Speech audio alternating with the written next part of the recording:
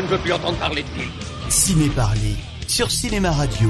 C'est un passeport pour un autre monde.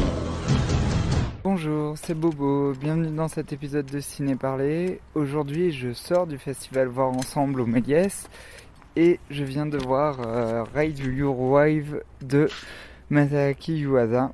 Et du coup, malheureusement, le film n'a pas de distributeur en France encore et il n'a pas de date de sortie. Du coup, on a eu la chance à Grenoble d'avoir 2 séances, mais il faut absolument que le film trouve un distributeur.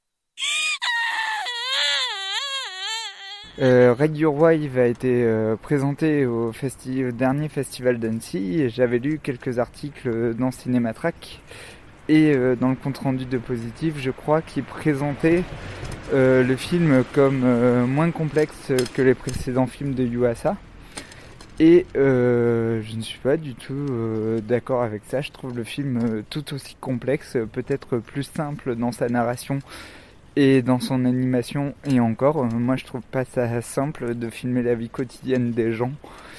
Et du coup, je ne sais pas, en fait, il vaut mieux aller voir le film sans rien savoir. Mais j'espère vraiment qu'il va trouver un distributeur parce que pour moi, Yuasa, c'est vraiment le réalisateur actuel le plus important du monde. Parmi les réalisateurs et les réalisatrices que je connais, bien sûr.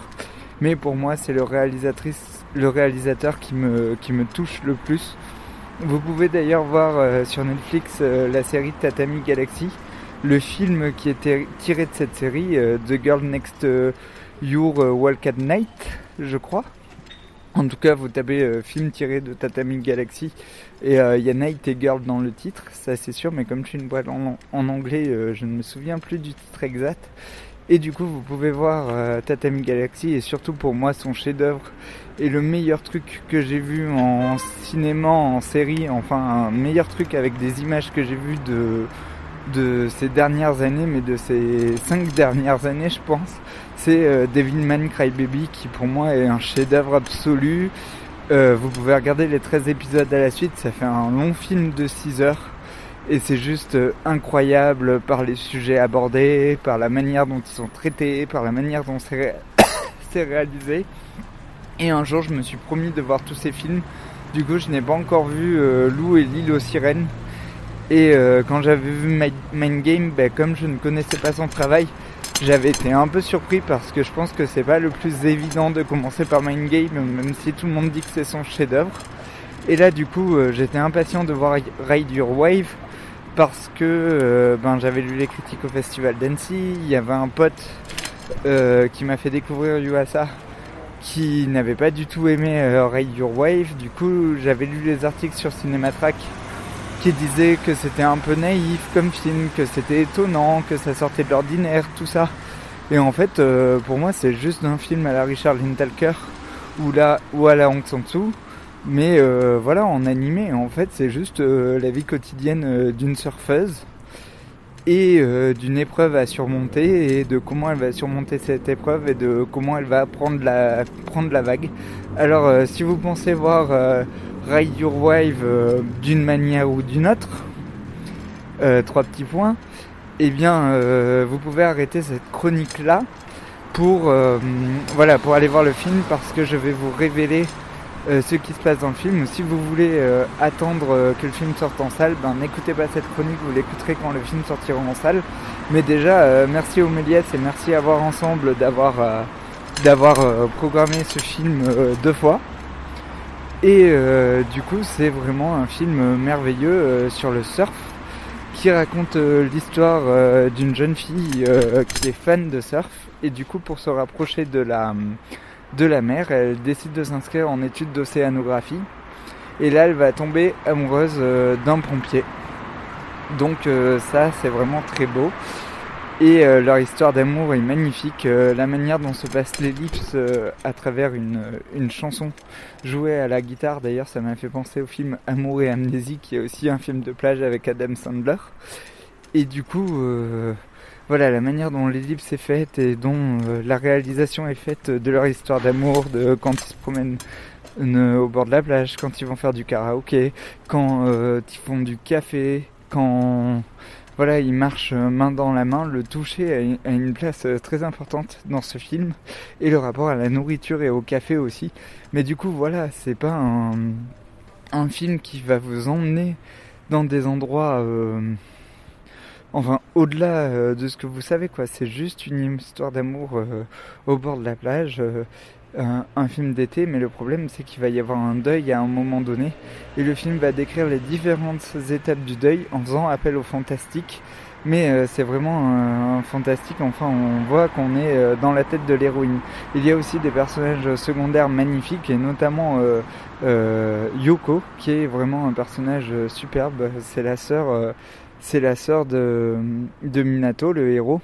Et c'est vraiment un personnage très très bien écrit, qui n'est pas du tout agréable, qui casse tout le temps les autres, et pourtant c'est un personnage très très complexe. Alors au niveau de la réalisation, c'est juste fou en fait, c'est trop beau quoi, que ce soit dans les moments fantastiques ou dans les moments tendres, c'est juste merveilleux en fait, t'as l'impression de voir la vie. Et du coup moi c'est ça que j'aime bien de Yuasa, même quand il fait du fantastique, même dans Devilman Crybaby, ce qui est touchant c'est qu'on a souvent l'impression de voir la vie. Donc ça c'est assez touchant, et puis à travers l'animation, moi il arrive à toucher. Là il y a juste une scène de secourisme, tous ceux qui ont passé le PSC1 rigoleront par ce qui se passe dans cette scène de secourisme. Voilà, c'est que des petits détails où quiconque a fait cuire du café sur un camping-gaz sera touché par une scène, et il nous touche par rapport à l'animation, par rapport à la manière dont c'est animé. Et voilà, il y a une scène au bord de la plage où ils font le café, comme quand on est en camping, et c'est très touchant. Il y a une scène de camping sous la neige aussi qui est merveilleuse. Enfin, je pourrais vous énumérer tout le film pour vous dire que tout est merveilleux, parce que c'est trop beau, tout est simple, tout est modeste, tout est grandiose. Et il y a un truc qui est rigolo, un des animés que j'avais préféré l'année dernière parmi ce que j'ai vu, j'en ai pas vu beaucoup, c'était Promare. Et du coup, il y avait une histoire de pompier, et là, dans Ride Your Wave, il y a aussi une histoire de pompier, et ça pourrait être prendre la vague, mais aussi prendre le feu comme titre de film. Et c'est vraiment très beau, et la manière dont le film joue sur le souvenir, sur la mémoire, et sur ce qu'on oublie quand on était enfant, quand par exemple on a fait un acte héroïque quand on est enfant, ou sur ce qu'on se dit, et qui a une conséquence plus tard. C'est assez merveilleux quoi. Il y a des gens, moi souvent au lycée, qui m'ont dit des choses et je n'ai pas réalisé ce que ça voulait dire tout de suite, et j'ai réalisé des années après.